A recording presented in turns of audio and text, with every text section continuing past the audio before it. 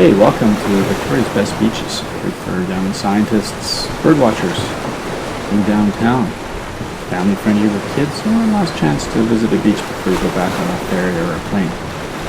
Victoria is a great city for beaches. Being on the end of Vancouver Island, it's just a short hop on a plane or a ferry from Vancouver or Seattle.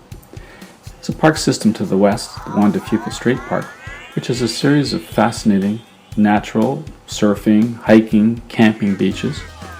And the last beach that you come to on the way there is the Muir Creek Fossil Beach. It's accessible by Highway 14, which is about an hour west of Victoria, or about 10 minutes west of the town of Soup. You'll see on your left-hand side a parking lot. This area has been actively fished, logged, but it's still pretty rural for the last 50 to 100 years. Parking lot will take you to an old logging road, which you will then go through some paths to the beach. It's about a 5 to 10 minute walk, and that opens up onto the beach of Muir Creek. The area can change weather quickly, so always be prepared for cool winds or fogs at any time, even though it may be sunny when you're there. You'll be looking across to the beautiful Juan de Fuca Strait and Washington State across the way there. And it's about a 10-15 minute walk to the cliffs. As you walk along, this is at high tide. If it's low tide, you'll notice some really beautiful open tide pools with lots of sea animals, sea life in them, lots of birds checking that out. As you're walking along a sandstone cliff, you'll start rising up to the right-hand side of you. And you'll notice that sea erosion has undercut that cliff, and it kind of leans out, and chunks occasionally fall off of it, depending on the amount of rain there's been in the last few weeks. There could be some small waterfalls dripping off of it. It's quite interesting to see. As you start looking closer at that cliff, you'll see some interesting things. Some beautiful faulting evidence in there, and some pebbly beds. Those pebbly beds are rich in the fossilized remains of 25 to 60 million years old sea life. Shells, pelecypods, which are clams, gastropods, snails, and marine mammals are all preserved in these beds.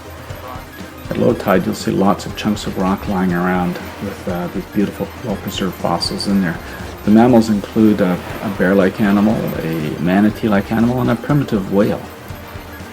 The shells themselves are so well preserved that when you look at them, it just looks like they were thrown up yesterday. So when you do come out, bring a magnifying glass and a collecting bag so that you can bring some of these pieces that are broken off home to study. Young scientists will really find this place fascinating.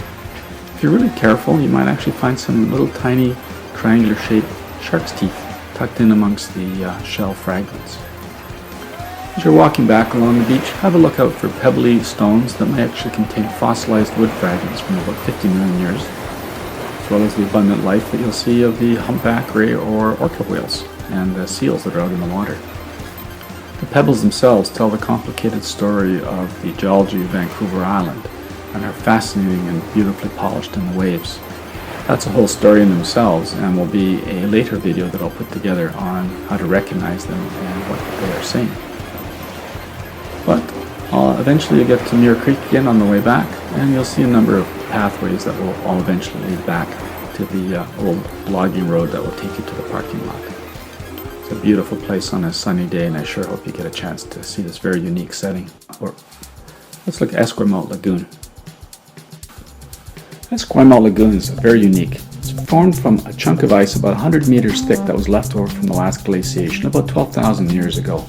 Sediments from under those glaciers wrapped around and created a big sandy delta, which spread along from currents in the water and formed the Cobourg Peninsula. The east side of that is the historic Fort Rod, built in 1878 by the British Navy. This area is also historic in that it was the first landing of European visitors in 1790, and is now the landing for thousands of migratory and resident seabirds. When you're looking out over that lagoon, you'll see at the back beautiful grounds, which is the old Dunsmuir family's Hatley House or Hatley Castle. It's now owned and maintained by Royal Roads University. It has beautiful gardens you may want to visit, and it's often used for weddings and various events. Kayaks aren't the only things out here. The Canadian Navy Pacific Fleet is just to the east here at Naden. You might see resident or visiting naval ships coming in and out of port.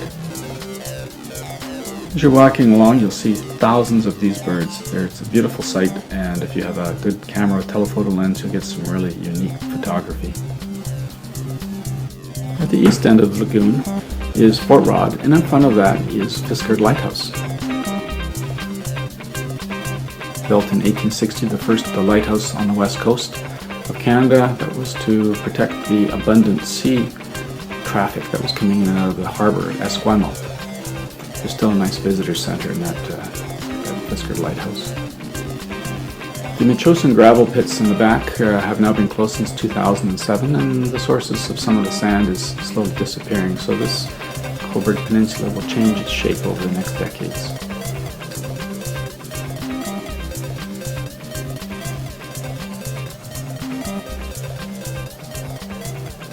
We're going to go to downtown Victoria now, to the famous urban beach of Dallas Road, a place for a windy day, a rainy day, where it can be easily walked to from downtown, and a great all-around spot. It's a long stretch from the inner harbor. Beacon Hill Park backs the beach, historic Ross Bay and its cemetery to the east, Clover Point with its parking. It's also the mile zero, the start of the Trans-Canada Highway, which runs all the way from here to St. John's, Newfoundland. The eroding cliffs of the beach have provided lots of the sediments and gravels that have kept this beach growing for thousands of years. There's many access points along the way here, leading down from the walk that goes along the top. And at the other end of the beach is Clover Point.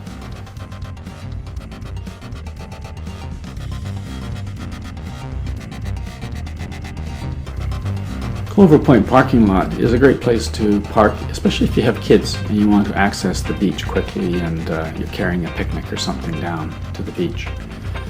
During low tide, the area has really nicely exposed tide pools, which are filled with various sea life, shells, barnacles, sculpin fish, anemones.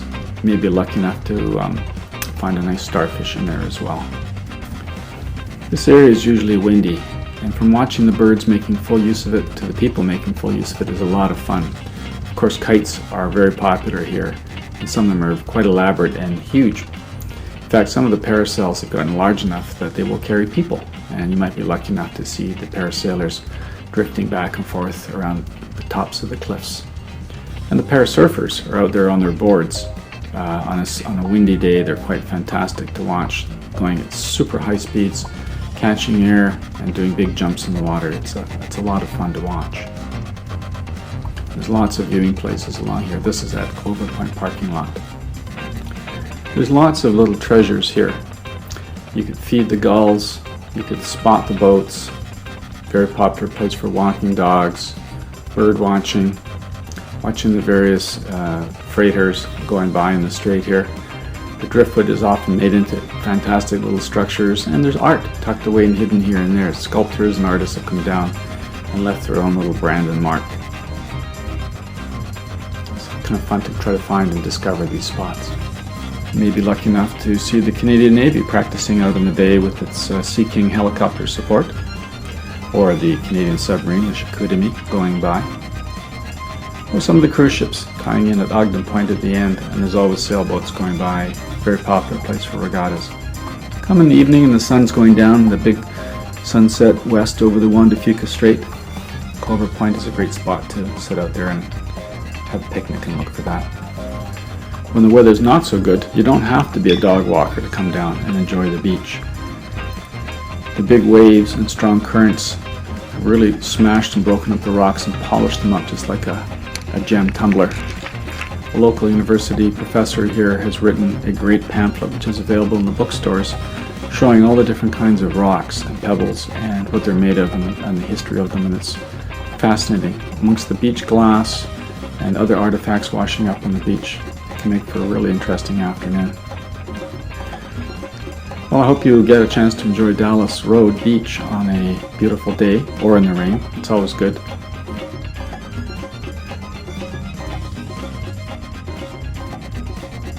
Let's go check out some of the really friendly family beaches now. These are really great places to spend a sunny afternoon.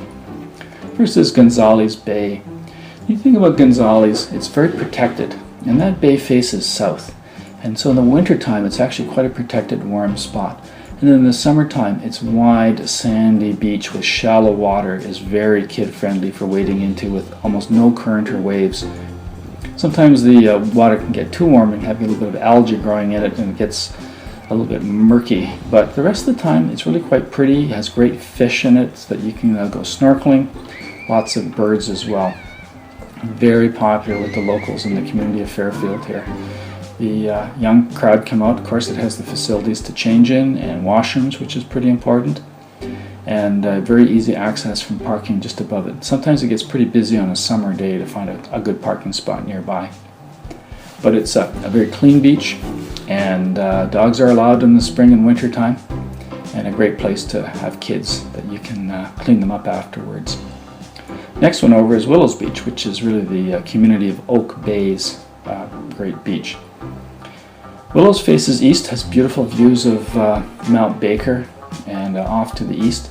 It's a very popular and well-used beach in the community here. In the June, they have the Oak Bay Tea Party with lots of events, air show, rides, food, and a parade. And in the wintertime, they have the sail past with the boats all decorated with lights. There's a great kids' playground here, which is a lot of fun. A big grassy picnic area for families, as well as frisbee and things. And a tea house that serves great butter tarts and french fries and ice cream and tea. You'll see kayakers and boaters out there on the water. The currents out here are not too strong, and it's really a great place to put a boat in the water and paddle around Cattle Point just to the north, which has a boat launch as well. The driftwood makes for a lot of interesting constructions and arts, and in the wintertime, if you're here, you'll see the boats lit up and illuminated as they sail by. During the Tea Party, air show is common here. Here's one of the rescue aircraft, search and rescue going by. We have parachutists and stunt aircraft and the Sea King of the 433 Squadron, local squadron, Navy, and the Coast Guard is showing off its helicopter as well. So lots of beach activity. Very accessible, a few blocks away from the Estevan Village, which has food services. Great spot. Last of the family-friendly beaches is Cadborough Bay Beach. Another enclosed bay. It's protected from the main tides and winds and waves. Very wide, clean, sandy beach with lots of driftwood. It's really ideal for families and big gatherings of people as well. A nice playground with Cadborosaurus, which is the local equivalent of a Loch Ness monster, and a pirate's ship. A lot of fun. It has a great washroom and change facility, as well as picnic tables and a big grass area for sports. It really is an ideal area for making sandcastles and driftwood sculptures and just putting your boat into the water. Windsurfing, kayaking, any water sport where you don't want to be fully exposed to the ocean's energy. The Royal Victoria Yacht Club is just to the edge of the area in here. You'll see some of the beautiful boats sailing in and out from that as well. And occasionally the Pacific Grace and Swift, two beautiful sailing ships that take people aboard, come in, and you'll see them tied up here in the bay as well. It's very accessible by road, good parking, close to downtown. It's a great little bay for enjoying the last of the family-friendly areas in this part of the woods. Now we're going to have a look at Island View Beach. Island View is kind of an interesting beach. It's a little rustic.